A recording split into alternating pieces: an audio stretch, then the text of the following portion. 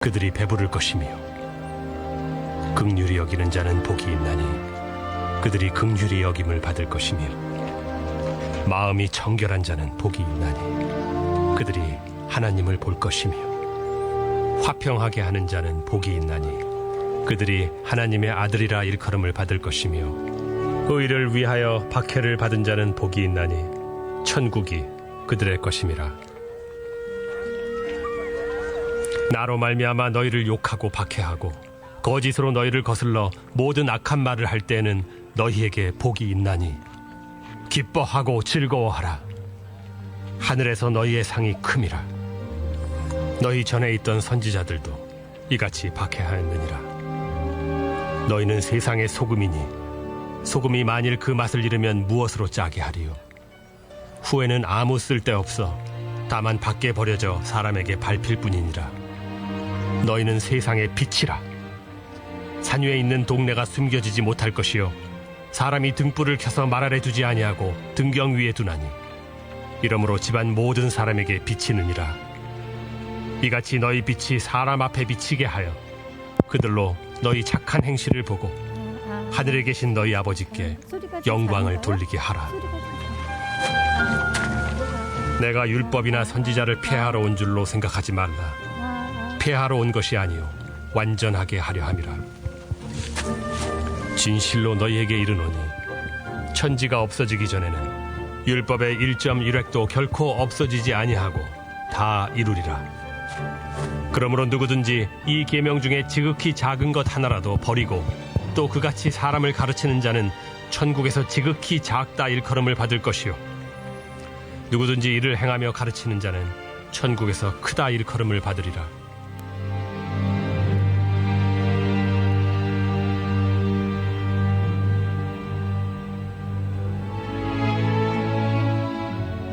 행위가 온전하여 여호와의 율법을 따라 행하는 자들은 복이 있으며 여호와의 증거들을 지키고 전심으로 여호와를 구하는 자는 복이 있도다.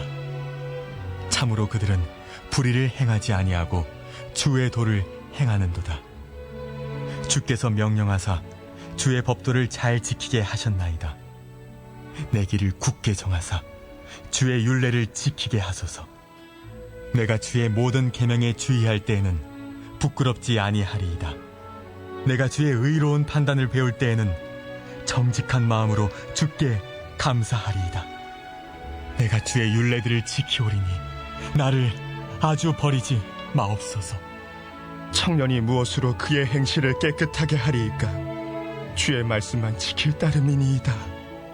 내가 전심으로 주를 찾았사오니 주의 계명에서 떠나지 말게 하소서. 내가 주께 범죄하지 아니하려 하여 주의 말씀을 내 마음에 두었나이다. 찬송을 받으실 주 여호와여, 주의 율례들을 내게 가르치소서.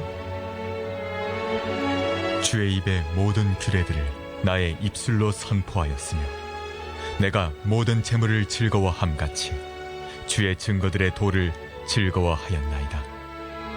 내가 주의 법도들을 작은 소리로 읊조리며 주의 길들에 주의하며 주의 율례들을 즐거워하며 주의 말씀을 잊지 아니하리이다. 주의 종을 후대하여 살게 하소서. 그리하시면 주의 말씀을 지키리이다. 내 눈을 열어서 주의 율법에서 놀라운 것을 보게 하소서.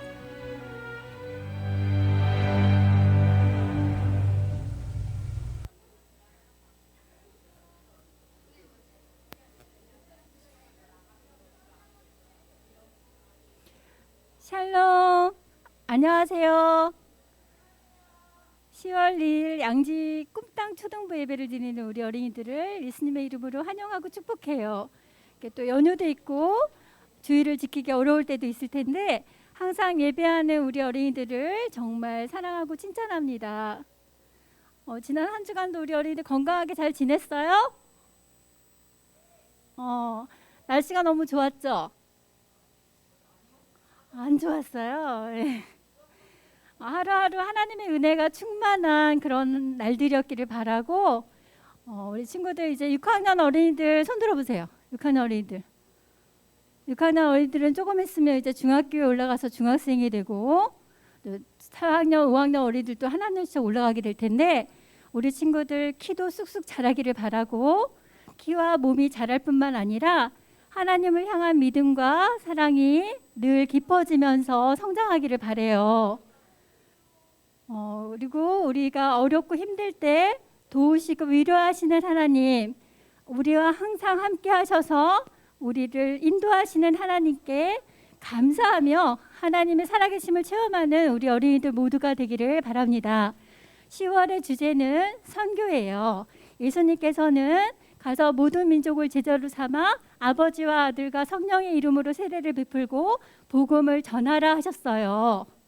오늘 사도 바울처럼 거짓된 우상을 따르는 사람들을 예수님께로 돌아오게 하는 복음, 그 복음을 전하기로 결단하는 우리 어린이들 모두가 되기를 바랍니다. 네, 오늘 예배를 통해서도 하나님 한 분께 감사드리며 하나님께 영광 올려드리기를 소망하며 사도신경으로 우리의 신앙을 고백하겠습니다. 나는 전능하신 아버지 하나님 천지의 창조주를 믿습니다.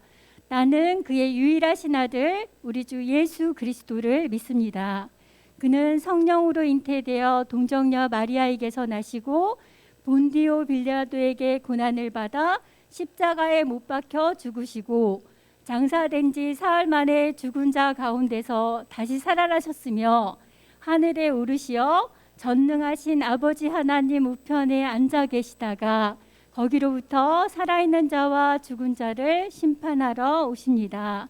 나는 성령을 믿으며 거룩한 공교회와 성도의 교제와 죄를 용서받는 것과 몸의 부활과 영생을 믿습니다. 아멘.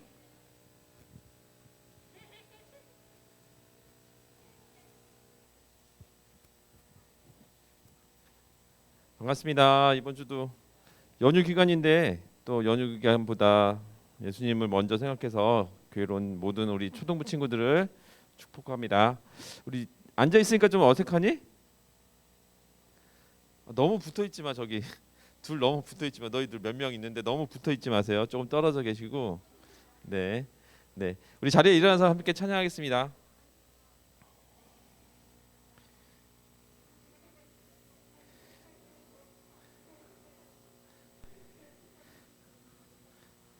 자리에 일어나서.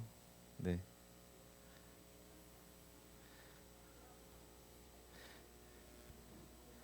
새로운 친구들도 있는데 우리 자리에 일어나서 함께 찬양하겠습니다. 좀 어렵더라도 일어나는 것까지는 할 수 있잖아, 그지? 네. 우리 걸어서 들어왔으니까 일어설 수 있을까 자리에서? 네. 우리 함께 일어나서 함께 찬양하겠습니다. 첫 번째 찬양 우리 온 땅이여 여호와께 우리 잘 알고 있는 찬양이니까 목소리로 함께 찬양할게요. 율동으로도 함께 하고.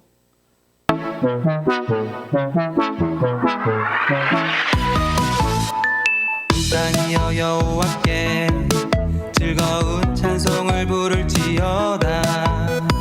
기쁨으로 여호와를 섬기며 노래하면서 그의 앞에 나아갈지어다.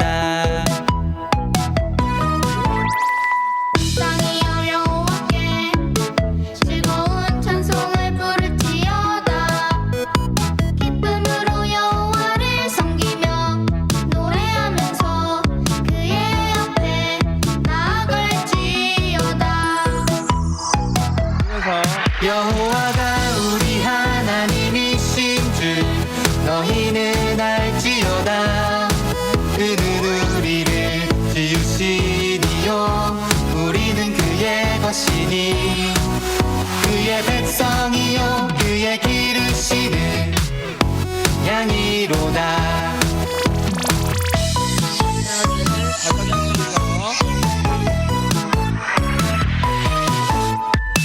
땅이여 여호와께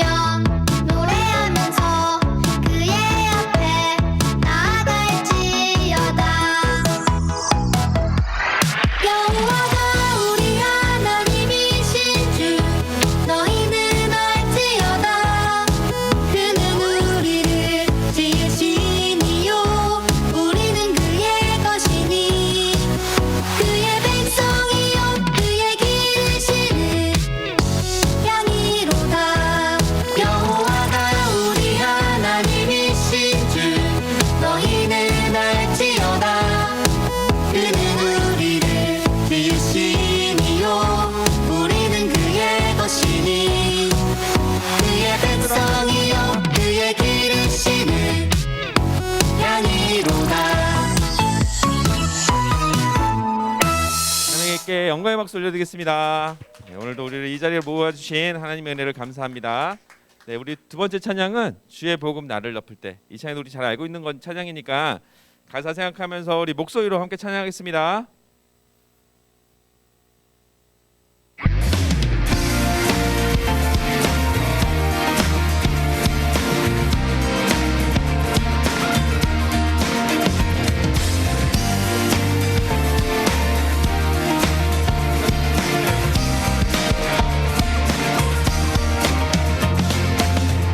주의 가르침을 기뻐하며 날마다 기도하는 나의 삶에 기적의 은혜가 일어나리라. 주의 가르침을 기뻐하며 날마다 기도하는 나의 삶에 기적의 은혜가 일어나리라. 일어나리라. 주의 복음 나를 덮을 때 이전의 나의 삶 새롭게 변하리. 주의 복음 나를 붙들 때 이전의 나의 삶 돌아가지 않으리라.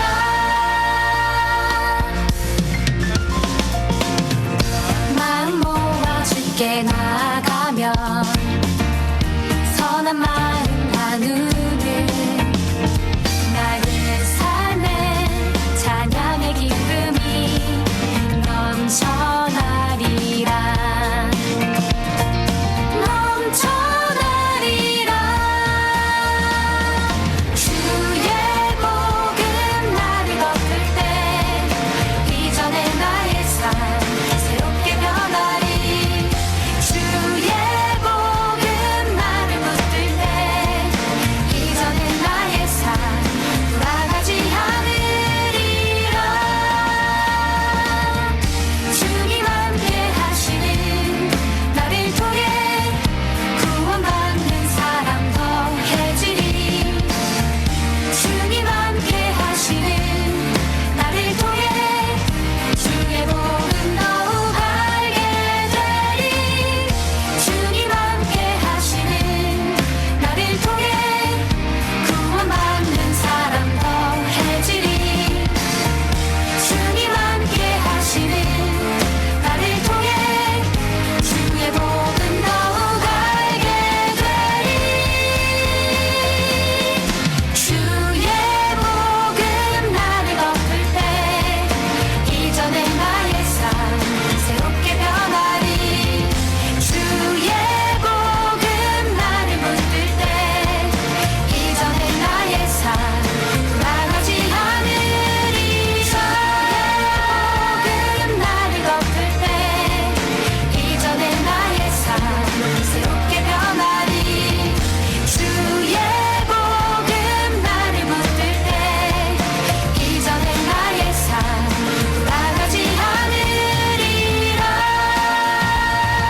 이전의 나의 삶 이전의 나의 삶 이전의 나의 삶 돌아가지 않으리라.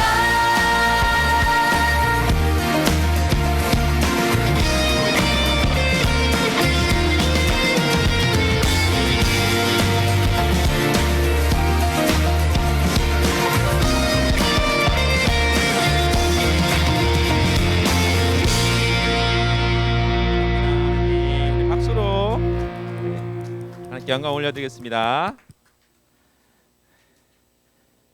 좀 움직였니? 네, 우리 열심히 찬양도 하고 이제 목소리 낼 수 있으니까 목소리도 함께 찬양했으면 좋겠습니다. 우리가 목소리를 찬양해야 우리가 부르는 찬양들이 마음에 새겨지는 것 같아. 그래서 우리 큰 목소리든 작은 목소리든 용기 내서 목소리를 함께 찬양하겠습니다. 우리 기다림 시작. 네.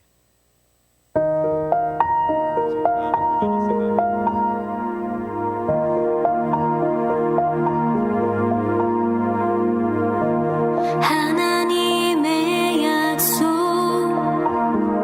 다치는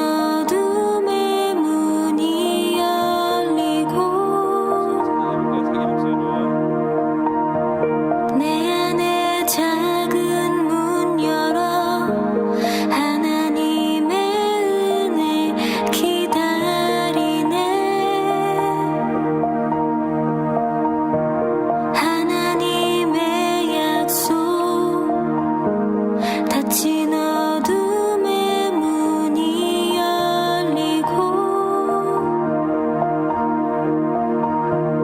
내 안에 작은 문 열어 하나님의 은혜 기다리네.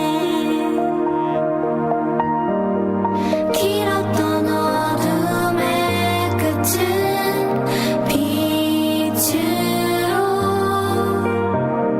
길었던 두려움의 끝은 기쁨으로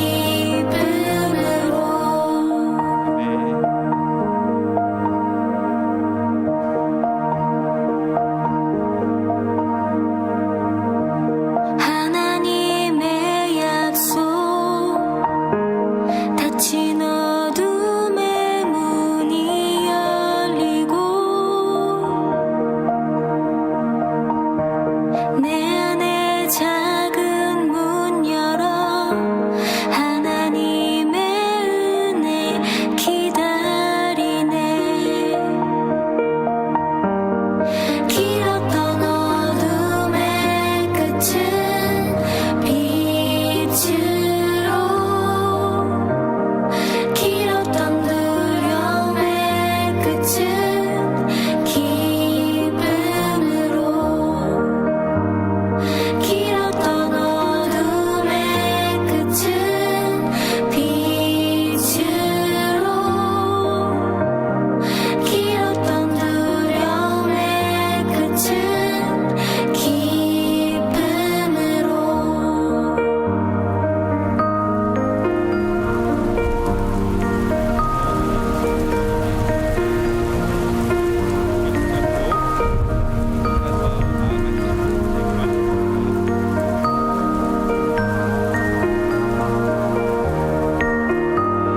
새로운 하나님의 약속 시작되네.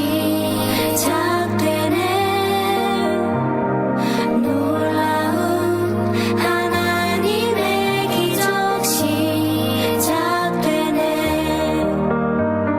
새로운 하나님의 약속 시작되네.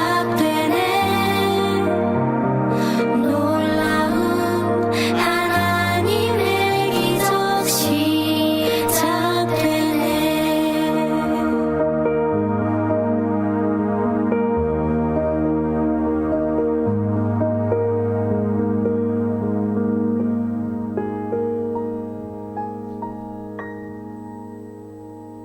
오늘도 우리 예배를 받으실 하나님을 찬양합니다. 아멘. 자, 함께 제목을 함께 읽어볼까요? 시작. 예수님께로 돌아오게 하는 복음. 10월 주제는 바울이 전한 복음이라는 주제로 사도행전을 함께 살펴볼 예정이에요. 그래서 바울이 누구인가, 또 바울은 왜 복음을 전했는가, 그리고 그 복음은 무엇인가를 함께 살펴보면서 하나님께서 주신 복음에 대해서 함께 살펴보도록 하겠습니다. 바울은 자기 자신을 누구라고 하는지 사도행전 22장 3절에 말씀하고 계세요. 우리 친구들 성경책 있으니까 19장 다음 22장 3절을 함께 볼까요? 22장 3절 큰 소리로 함께 봉독해 보도록 하겠습니다. 시작. 나는 길리기아 지방의 다소에서 태어난 유대 사람이지만 이 도시에서 자랐습니다. 나는 가말리엘의 지도 가운데 우리 조상들의 율법으로 엄격한 훈련을 받았고 오늘 여기 모인 여러분 못지않게 하나님께 대한 열심이 있었습니다. 바울은 길리기아 다소라는 예루살렘이 아닌 지금으로 말하면 약간 터키 지방 쪽에서 태어났어요. 거기에는 많은 유대 사람들이 이주를 해서 그곳에서 정착을 했었는데 거기에서 태어났던 사람이에요. 다소는 굉장히 유명한 도시고 또 부자 도시여서 바울이 굉장히 유복한 가정에서 태어났다고 얘기를 해요. 그런데 그 다음에 이 도시에서 자랐습니다 라고 얘기하고 있어요. 이 도시는 예루살렘을 얘기하고 있어요. 자, 길리기아 지방의 다소라는 외국에서 태어났는데 예루살렘에서 자랐다라고 얘기했을 땐 그냥 이사를 왔다는 건 아니고 바울은 유대 사람으로서 다소 지방에서 기초적인 율법을 훈련을 받았던 사람이에요. 그리고 한마디로 예루살렘은 유학을 온 거예요. 왜 유학을 왔을까? 우리 저 말씀에 있는데 무엇을 훈련받았다고 했죠? 율법을 훈련받았어요. 그러니까 기초적인 율법을 다소의 회당에서 훈련을 받고 예루살렘으로 더 엄격하고 더 훌륭하게 훈련받기 위해서 예루살렘으로 온 거예요. 그때 나이가 추정하기로는 13살에서 14살에 왔다고 그래요. 우리 6학년 친구들보다 한두 살 많죠. 한두 살 많은 우리 친구들이 1, 2년 뒤에 예루살렘으로 율법 공부를 하러 간 거예요. 그런데 특히 나는 가말리엘의 지도 가운데라고 했을 때 가말리엘이라는 사람이 있는데 이 사람은 랍비 중에 정말 최고의 랍비고 굉장히 훌륭하고 존경도 받았고 정말 한마디로 석학 중에 석학이었던 분이에요. 근데 우리 친구들이 정말 자신이 좋아하는 분야의 최고에게 가서 훈련을 받을 때 어느 정도 수준이 되면 그 곳에 가서 훈련을 받을 수 있을까요? 굉장히 높은 수준이어야겠죠. 그만큼 바울은 율법에 능통했고 최고의 가말리엘의 지도 가운데 있을 수 있는 엘리트 중에 엘리트였어요. 이 사람이 여러분 하나님에 대한 열심이 있었다라고 얘기하고 있어요. 이 하나님의 열심은 우리가 지금 말하는 하나님인데 예수 그리스도를 인정하지 않는 유대는 하나님만 인정했죠. 하나님 아버지만 여호와 하나님만 믿었는데 그 하나님에 대해서 열심이 있었다는 얘기예요.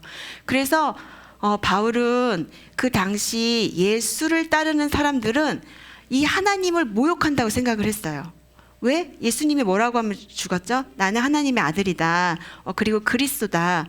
그러니까 이 율법에 능통했고 구약의 율법만을 믿었던 바울과 그 당시 종교 유대 지도자들은 이 예루살렘 예수를 따르는 사람들을 그냥 무리라고 생각했고 뭔가 그 지역 그리고 그 시대 그 상황에 반대되고 없애버려야 될 사람이라고 생각을 했던 거예요.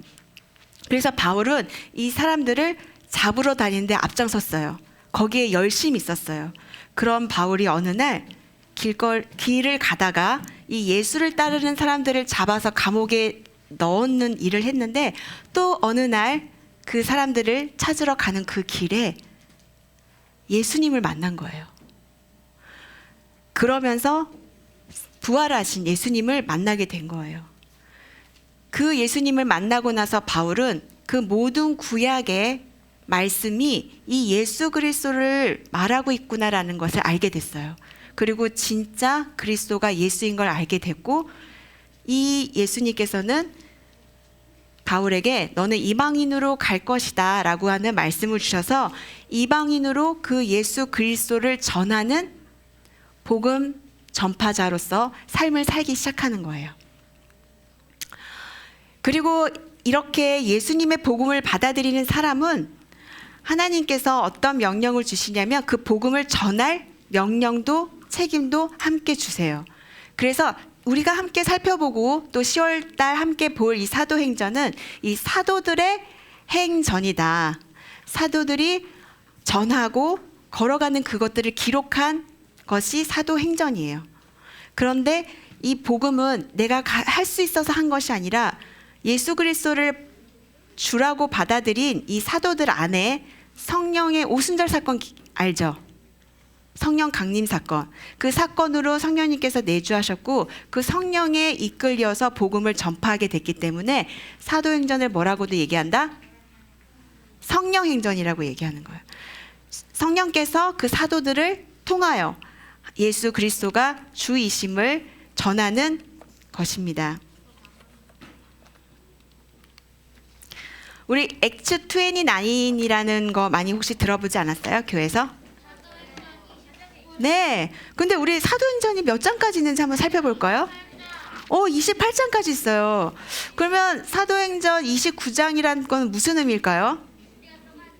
네? 이사님 잠깐만.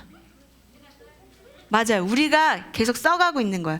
성령님의 의해서 우리가 복음을 전파하고 있는데 그 29장을 지금도 쓰고 있다는 우리 온누리 교회의 비전이에요. 그래서 액츠 29이라고 해서 사도행전을 영어로 액츠라고 하거든요. 그래서 우리도 지금도 계속 성령님께서는 역사하시고 복음을 전하고 있다라는 의미에서 우리 교회는 액츠 29을 교회의 비전으로 삼고 선포하고 있어요. 우리 지금 특별하게 이 양지 온누리 교회는 어느 기관과 같이 있죠? 선교 훈련센터 같이 있죠. 실질적으로 그 선교사님들이 이런 액트 29을 직접적으로 역사를 쓰고 계시는 분들이에요. 우리 박미선 선생님도 5년 동안 인도네시아에서 선교사로 섬기시고 들어오셨고, 또 우리 친구들 지금 사랑이, 소망이, 믿음이 함께하지 못하지만 그 가족도 선교사로 인도죠. 인도에서 11년 동안 이 액트 29에 하나님의 역사를 쓰시고 잠시 한국에 오셔서 또 다른 사역을 하고 계셔요. 이 양지 온누리는 너무나도 이 액트 29이 실질적으로 일어나는 것을 볼 수 있는 너무나도 좋은 곳, 복된 곳이죠. 우리가 이곳에 함께 있다는 것이 얼마나 감사한 일인지 모르겠습니다. 바울은 총 4차의 전도 여행을 떠나요. 몇 차요? 몇 차? 근데 사도행전 10월 달에 함께 살펴볼 여행은 몇 차? 3차. 3차의 여행이에요. 세 번째 출발한 여행이에요. 이 기간은 총 한 5년 정도 되고요. 사도 바울이 걸어간 거리를 환산을 해봤더니 약 4,500km 정도 되고요. 네. 근데 이 사도 바울이 여행했던 때가 AD 30년에서 50년 사이인데, 그때 우리나라는 삼국시대였어요. 신라, 고구려, 백제 시대였어요. 우리 한국사 시간 때 많이 배웠잖아요. 어떤 분위기였는지. 그때 4,500km를 여행을 5년 동안 했었을 바울을 생각하면서 영상 하나를 잠깐 같이 보도록 하겠습니다. 바울의 3차 전도 여행. 사도행전 18장 23절부터 21장 17절까지 2차 전도 여행을 마치고 돌아온 바울은 얼마 있다가 다시 3차 전도 여행을 떠납니다. 바울은 안디옥 교회에서 출발해서 갈라디아와 부르기아 땅을 차례로 다니며 제자들을 굳건하게 했습니다. 그리고 바울은 에베소로 갔습니다. 바울은 에베소에서 어떤 제자들을 만나서 그들에게 예수 이름으로 세례를 베풀고 안수하는 성령이 그들에게 임하셨고, 그들은 방언도 하고 예언도 하는 일이 일어났습니다. 그리고 바울은 회당에 들어가 석 달 동안 담대히 하나님 나라에 대하여 전했습니다. 그런데 어떤 사람들이 바울이 전하는 것을 비방하자 바울은 그들을 떠나 제자들을 따로 세우고 두란노 서원에서 날마다 강론했습니다. 이렇게 2년 동안 사역을 했더니 아시아에 사는 많은 유대인이나 헬라인이 다 주의 말씀을 들었습니다. 그리고 마술을 행하던 많은 사람들이 그 책을 모아 가지고 와서 불사했는데 그 책 값을 계산해보면 은 5만이나 되었습니다. 계속 믿는 자들이 많아지고 주의 말씀이 부흥하자 에베소에서 아담이 우상을 만드는 자들을 통해서 큰 소동이 일어났습니다. 바울은 3년 동안 복음을 전하고 제자들을 가르쳤던 에베소를 떠나야 했습니다. 바울은 에베소를 떠나 마게도냐로 갑니다. 그 지방을 다녀가며 여러 말로 제자들에게 권면하고 헬라에 도착합니다. 거기서 석 달 동안 머물렀습니다. 이제 배를 타고 수리아 안디옥으로 돌아가려고 하자 유대인들이 바울을 해하려고 공모합니다. 그러자 바울과 일행들은 바로 배를 타고 가지 않고 마게도냐로 돌아서 가기로 합니다. 이렇게 바울과 일행은 마게도냐로 가서 다시 배를 타고 드로아로 갔습니다. 드로아에서 바울이 밤늦게까지 말씀을 전할 때 졸다가 창문에서 떨어져 죽은 유두보를 바울이 다시 살리고 드로아를 떠나 아소까지 걸어서 갑니다. 아소에서 일행들을 만나서 배를 타고 미둘레네와 기오와 사모를 지나서 밀레노에 도착합니다. 오순절 안에 예루살렘 왕에 도착하기 위해서 바울은 에베소에 가지 않고 에베소 교회 장로들을 밀레노로 불러서 마지막 권면합니다. 밀레노에서 배를 타고 고스를 지나 로도에 가서 배를 갈아타고 두로에 도착합니다. 거기서 7일을 머물렀고 그때 제자들이 성령의 감동으로 바울더러 예루살렘에 들어가지 말라고 했습니다. 그러나 바울은 두로를 떠나 돌레마이에 가서 하루를 있다가 다음날 가이사랴에 도착합니다. 가이사랴에서 바울은 빌립 집사 집에서 머물고 있었고 그때 아가보라는 선지자가 와서 바울에게 예루살렘에 들어가지 말라고 권합니다. 그러나 바울은 그의 말을 듣지 않고 예루살렘으로 향했고 드디어 예루살렘에 도착했습니다. 바울의 3차 전도 여행은 AD 52년에서 57년경으로 약 5년이 소요되었습니다. 다음 영상은 예루살렘에서 로마까지 여정에 대해서 소개하겠습니다. 바울의 3차 전도 여행을 다시 한번 확인하고 마치겠습니다. 수고하셨습니다. 네, 수고하셨습니다. 네, 바울은 굉장히 긴 여행을 했죠. 그리고 에베소라는 공간에서 2년 6개월에서 3년 정도 머물면서 사람들을 가르쳤는데 그때 서원 이름이 뭐라고요? 두란노 서원. 맞아요. 우리 두란노 많이 듣지 않았어요? 네, 우리 교회의 두란노. 네, 그 두란노인데 이렇게 해서 에베소에서 2년 6개월에서 3년 정도 그 다음에 나머지 기간을 돌면서 1차와 2차 때 세웠던 교회들을 방문하고 격려하면서 그렇게 여행을 마치고 예루살렘으로까지 들어가는 것이 제3차 여행이었어요. 오늘은 이 바울이 걸었었던 저 산맥들을 맨 신발로 저렇게 걸어 다녔던 거예요. 저게 티라우스라는 산맥인데 굉장히 높아서 저 높이가 너무 높다고 해서 1차 여행 때 마가가 난 가기 싫다. 그래서 싸워서 헤어졌던 그 산맥이에요. 우리 친구들한테 보여주기 위해서 했고 오늘은 이 에베소에서 있었던 일을 함께 살펴보면서 과연 복음이 무엇인지 살펴보려고 해요. 에베소는 보았듯이 이렇게 항구 쪽에 있어요. 그래서 많은 무역이 활발하게 있었던 곳이었어요. 무역이 있었다는 곳은 배가 많이 오고 갔었죠. 그 곳은 우상들이 너무너무 많았던 곳이었어요. 왜 이런 무역하는 곳에 우상이 많았냐면 배가 항해를 하고 올 때 그 선원들은 어때요? 우리처럼 지금처럼 좋은 항해 시스템도 있는 것도 아니고 비행기가 없었기 때문에 오롯이 그 뱃사람들의 경험과 노하우를 통해서 이렇게 항해를 했었기 때문에 많은 신들에게 자신들을 안전하게 운행해 달라고 빌었어요. 그리고 그 우상들을 섬기면서 그 안전하게 항해를 할 수 있도록 했고 그리고 이제 에베소에 도착하면 감사하게 그 안전하게 항해를 했다는 것을 감사하기 위해서 감사 제사를 드려야만 했었잖아요. 그래서 에베소에서는 많은 신들의 성전들이 있었어요. 많은 제사들을 지낼 수 있었고 또 많은 제사들을 통해서 우상들이 아주 많이 있었던 곳이 에베소라는 곳이었어요. 우리 친구들은 요즘 이런 미신 같은 건 믿지 않지만 뭐 타로점을 본다거나 심시풀이 땅콩으로 사주를 본다거나 운세를 본다거나 아니면 별자리로 점을 친다거나 아니면 띠로 점을 보는 거 그것들은 우상일까요? 아닐까요? 네, 우상이에요. 그 사람들이 왜 그 운세를 보죠? 돈 벌려고도 하지만 오늘의 하루는 어디로 가야 되나, 오늘은 무엇을 조심해야 되나, 하나님을 의지하는 것이 아니라 내가 태어난 시간과 때와 그 날짜를 가지고 그 운명을 보는 거기 때문이에요. 그래서 우리 친구들이 누가 재미로라도 요즘 연예인들이 막 타로점 보는 거 되게 많이 나오잖아요. 그래서 이상할 것 같지 않지만 그것 또한 우상의 하나라는 거 항상 기억했으면 좋겠어요. 우리 같이 11절, 12절 말씀을 함께 살펴보도록 하겠습니다. 시작. 하나님께서는 바울의 손을 통해 특별한 기적을 일으키셨습니다.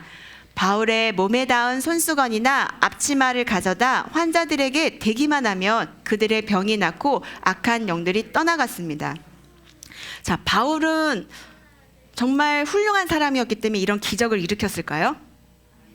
아니면 매일매일 기도를 했기 때문에 이런 기적을 일으킬 수 있었을까요? 그러면 바울은 왜 이런 기적을 일으킬 수 있었을까요? 믿음이 강해서 하나님이 내주하고 계셨기 때문이에요. 성령님께서 내주하셨고 바울이 했던 일이 뭐였죠? 복음을 전파하는 일이었어요. 그러면 이 에베소의 우상이 가득한 곳에 누가 진짜 신이고 누가 살아있는 신이고 무엇이 진리인지를 선포하기 위해서는 그들이 바라고 원했던 우상에 반대되는 하나님께서 진짜 능력이 있음을 보여주시기 위해서 이런 기적이라는 수단을 통해서 정말 역사하시는 분이 살아계신 분이구나라는 것을 보여주기 위해서 이러한 기적들이 일어났던 거예요. 사람들은 이런 기적을 보면서 와, 진짜 하나님이 살아계시구나. 진짜 예수가 그리스도시구나. 와, 진짜 복음은 진리구나라는 것을 받아들이기 시작했던 거예요. 그리고 많은 사람들이 마지막 줄에 악한 영이 떠나갔다고 했잖아요. 이 에베소에도 이렇게 악한 영들을 쫓아내는 아니면 그렇게 신용을 하는 많은 사람들이 있었나 봐요. 근데 자기네들은 어떻게 해가지고 이렇게 영이 이렇게 귀신들이 떠나간 것 같은데 아마 바울은 이렇게 얘기했던 것 같아요. 예수를 힘입어 너희에게 명령한다. 악한 영은 떠날지어다 라고 했었던 것 같아요. 그리고 악한 영이 떠나니까 너무 강력해서 이 악한 영을 떠나게 하는 일들하는 사람들이 더 센 능력을 본 것 같으니까 이 바울이 했던 말을 쫓아하는 거예요. 강력한 주문이라고 생각한 거죠. 그래서 뭐라고 얘기하면은 바울이 말하는 예수를 힘입어. 바울이 말하는 예수를 힘입어서 너에게 떠나가라고 얘기했다는 거예요. 그런데 어떤 일이 있었어요? 함께 살펴볼까요? 13절. 사방을 돌아다니며 귀신을 쫓아대는 유대 사람들 가운데 어떤 이들도 주 예수의 이름으로 악한 영들을 쫓아내려고 했습니다. 그들은 바울이 전파하는 예수를 힘입어 내가 너희에게 명령한다라고 말했습니다. 그러니까 내가 예수를 힘입어 너희에게 명령한다가 아니라 뭐라고요? 바울이 전파하는 예수를. 그 에베소 사람들은 이것을 주문처럼 사용했던 거예요. 그러면 역사가 일어났을까요? 네? 우리 친구들 귀신이 어떻게 떠나갔을까요? 안 떠나갔을까요? 안 떠나갔을 것 같아요. 왜 안 떠나갔을 것 같아요? 그 안에 예수를 믿는 믿음이 없었기 때문이에요. 그래서 어떤 일이 일어났는지 함께 살펴볼까요? 15절부터 시작. 그러자 그 악한 영이 그들에게 대답했습니다. 내가 예수를 알고 바울도 안다. 그런데 너희는 누구냐? 너는 누구야? 너는 누군데 나한테 나가라고 하는 거야? 라고 얘기하고 있는 거예요. 그리고 어떻게 했어요? 시작. 그러고는 그 악한 영에 빠진 사람들이 그들에게 달려들어 그들 전부를 힘으로 눌러 이겼습니다. 그러자 그들이 발가벗겨진 채 피를 흘리며 집 밖으로 도망쳐 나갔습니다.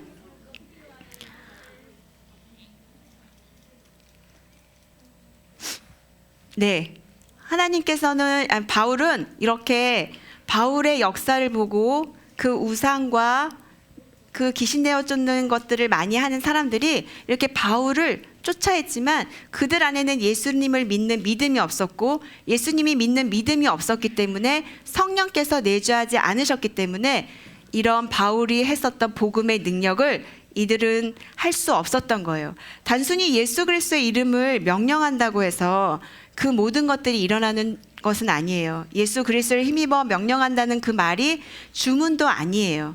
내가 예수 그리스도를 믿는 믿음이 있고 그 믿음으로 인하여 성령님께서 내주하셨을 때 성령님의 능력으로 이런 역사함이 일어난다는 것을 우리 친구들이 꼭 기억했으면 좋겠어요. 그리고 이렇게 하나님의 복음의 능력이 에베소 가운데 널리 퍼지자 사람들이 예수 그리스도를 믿음으로 받아들이기 시작했고 어떤 일들이 일어나는지 함께 살펴보도록 하겠습니다. 네, 시작. 이 사실을 알게 된 에베소에 사는 유대 사람들과 그리스 사람들이 모두 두려움에 사로잡혔고 주 예수의 이름을 높였습니다. 정말 신이 누구인지, 왜냐하면 이 사람들은 신을 섬기는 사람들이었기 때문에 신에 대한 존재도 믿었고 신을 향한 마음도 있었어요. 이 사람들이 정말 누가 진짜 신인지를 보게 하는 것이 예수 그리스도의 복음으로 바울이 전했던 거예요. 그리고 나선 이 사람들이 어떻게 됐어요? 시작. 믿게 된 사람들이 많이 나와 자신의 악한 행위들을 고백하고 공개했습니다. 예수 그리스도의 복음이 선포되어지면, 예수 그리스도의 복음의 빛이 우리 안에 비춰지면 내가 어떤 죄인인지를 밝히 보여주세요. 그래서 성령님께서 넌 죄인이잖아 라가 아니고 나는 죽을 수밖에 없는 죄인이구나. 그래서 예수님이 필요한 존재구나 라고 알려주시는 거예요. 그래서 이 사람들은 어떻게 했냐? 함께 시작. 마술을 하던 많은 사람들은 그 책들을 모아다 사람들이 보는 앞에서 태워버렸습니다. 그들이 그 마술 책들의 값을 매겨보니 모두 5만 드라크마 정도가 됐습니다. 이 사람들은 마술을 하면서 사람들을 속이고 있었어요. 그런데 바울은 진짜 하고 있는 거잖아요. 그러니까 자신들의 이 마술 책들을 다 사람들 앞에서 모아다가 태운 거예요. 근데 그 금액이 은 5만 드라크마라고 하는데, 이 5만 드라크마라는 이 액은 하루 노동자가 하루 품삯으로 환산을 했을 때 137년 정도 모아야 되는 돈이래요. 그리고 더 실감나게 하자면 우리나라 돈으로 얼마 정도 될 것 같아요? 5만 원? 50억, 60억이에요. 60억 어치의 책을, 그 시대에 책이 정말 귀했거든요. 그때는. 그렇잖아요. 우리처럼 지금처럼 막 발간할 수 있는 때가 아니니까 그 비싼 책들을